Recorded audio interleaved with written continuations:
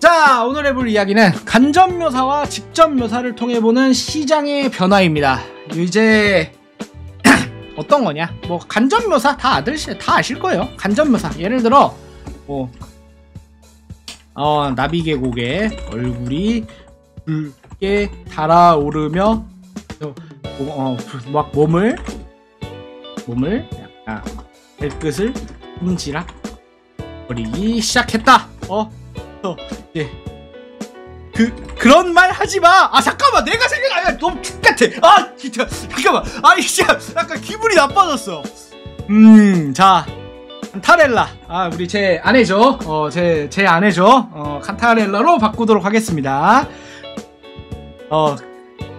그런 말 하지 마! 라고 이렇게 하는, 요거가 이제 간접묘사죠. 이게 간접묘사.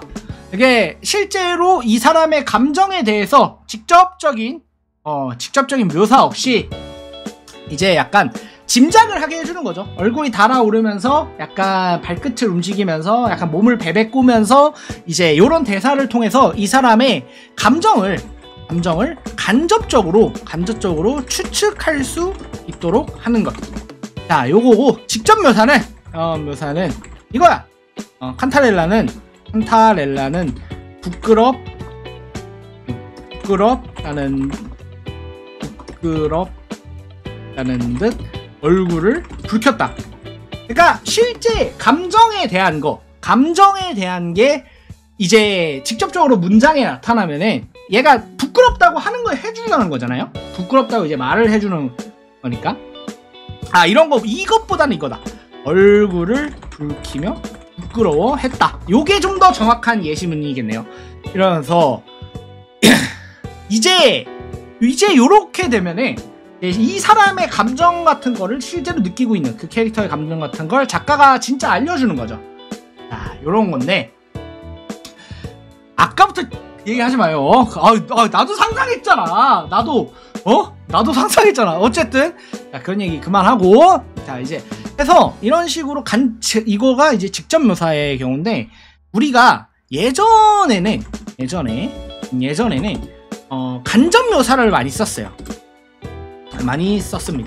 그리고 간접 묘사를 많이 쓴 이유가 있었어요. 왜냐면은 우리가 이게 아무래도 웹소설 초창기나 대여점 시절에 이게 웹소설이 아무리 그냥 그거라고 다르다고 해도, 순문학과는 좀 결이 많이 다르다고 해도 순문학의 영향을 아예 안 받진 않았어요. 아예 안 받진 않았는데 그 중 하나가 간접묘사였습니다.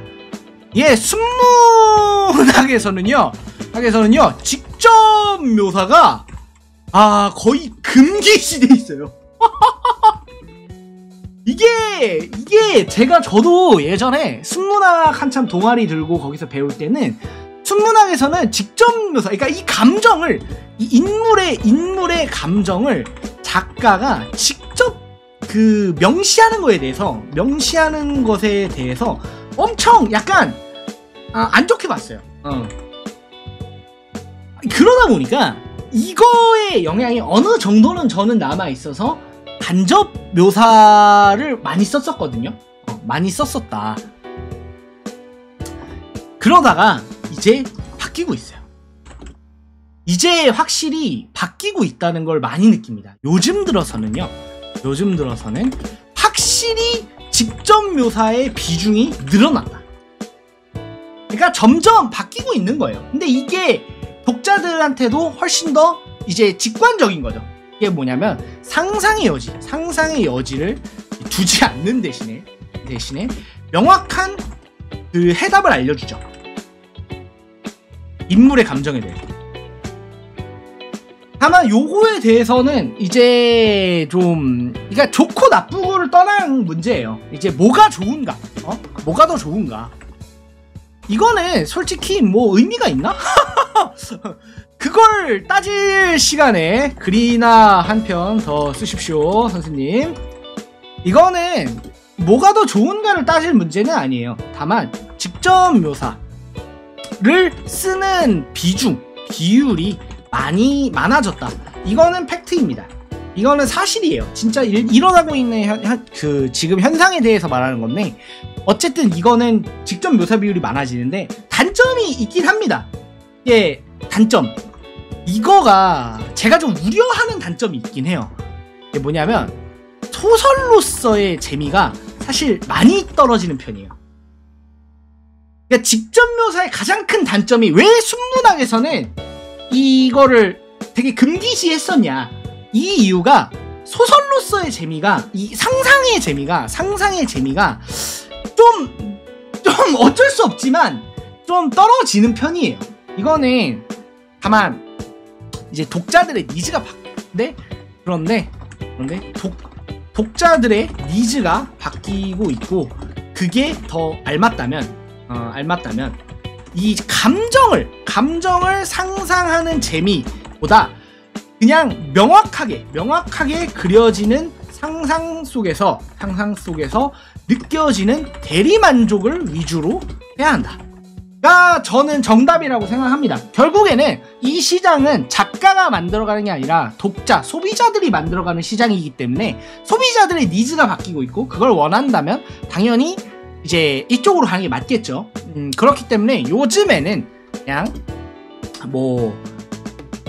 뭐였지? 나비계곡이 분노의 일가를 터뜨렸다.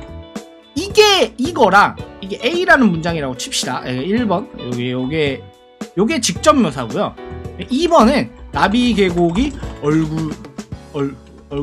얼굴이 나비계곡의 얼굴이 르락 물들며 목청이 터졌다. 뭐 이런 식으로 하면 되는데, 요거가 요거가 좀 어렵잖아. 그러니까 요거가 문장이 상대적으로 길어져요. 상대적으로 문장이 길어지다 보니까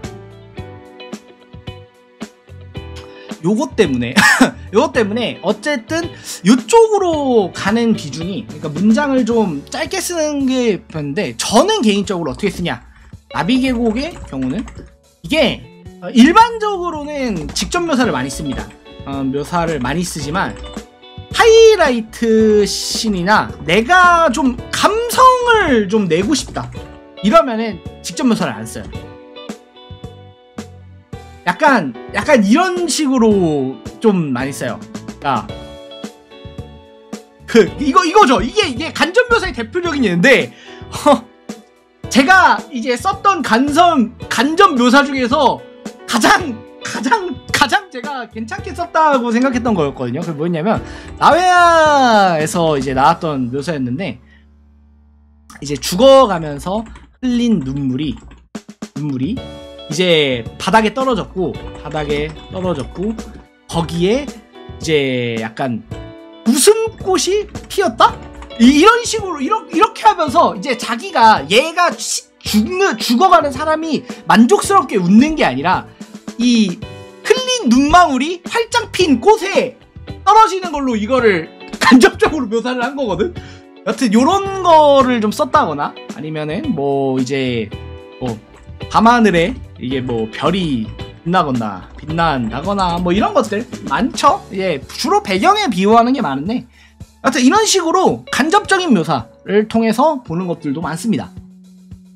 다만 이제 뭐 하이라이트, 그러니까 흔히 말하는 그 좀 감성 내는 씬 말고는 안 쓴다. 사실 안 쓴다. 왜냐면 독자들이 그걸 더 원하는 것 같다. 그러니까 좀 복잡하게 이게 상상의 나래를 펼치면서 저 인물이 어떤 상상을 할까, 어떤 생각을 하고 있을까, 이거에 대해서 좀 고민을 하는 거가 좀 많이 줄어든 것 같아요. 예전보다는 좀 줄어든 것 같아서 이제 쓰다 보면은 밋밋하더라도 직관적으로 쓰게 되더라. 어느 정도 저는 시장의 변화라고 생각합니다. 시장의 변화.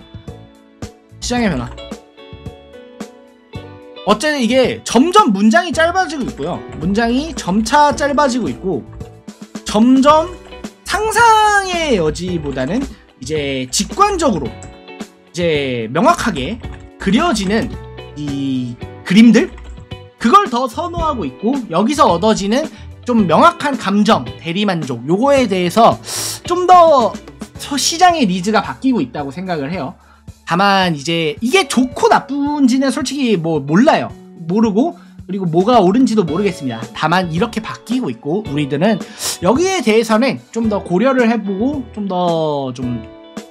고려를 해보고 묘사를 쓰는 게 더 낫지 않을까 라는 거 알려드리면서 이상 여기까지 오늘의 이야기 마치도록 하겠습니다. 감사합니다.